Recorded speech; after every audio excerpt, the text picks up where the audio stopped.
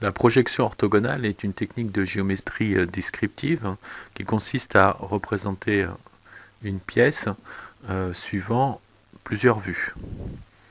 Dans cet exemple, nous avons une pièce ici représentée en vue isométrique et ici représentée en dessin technique. Dans cette technique, on va se placer en face de la pièce, donc on regarde la pièce comme ceci, et cela va nous donner cette face-là.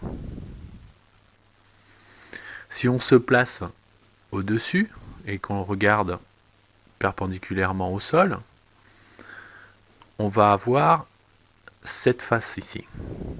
Si on regarde par-dessous, on va avoir cette face. Et c'est pareil si on regarde sur les côtés.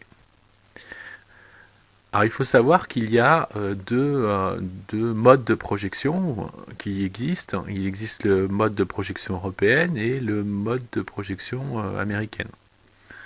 Dans le mode de projection européenne, on va travailler comme ceci, hein, c'est-à-dire qu'on va imaginer que la pièce est au milieu d'un cube transparent et on va projeter ce que l'on voit de l'autre côté.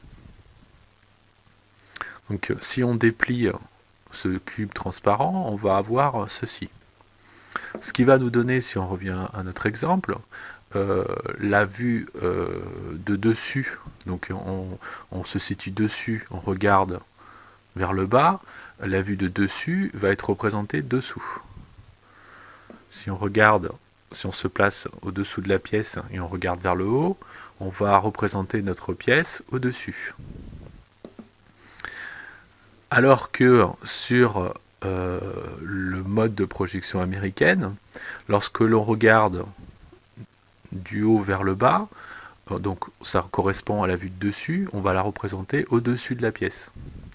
Si on regarde la vue de droite, on va la représenter à droite de la vue de face.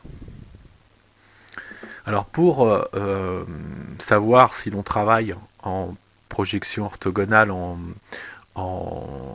mode de projection européenne ou américaine, vous avez ce symbole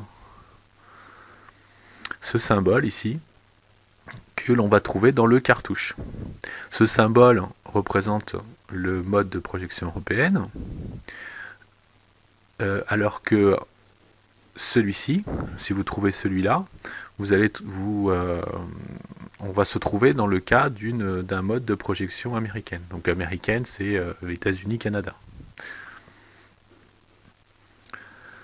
Autre chose, lorsque donc on représente notre pièce en suivant plusieurs vues, inutile de mettre à chaque fois toutes les vues. On met juste le nombre de vues suffisantes qui nous permet de comprendre comment la pièce est faite et de la coter.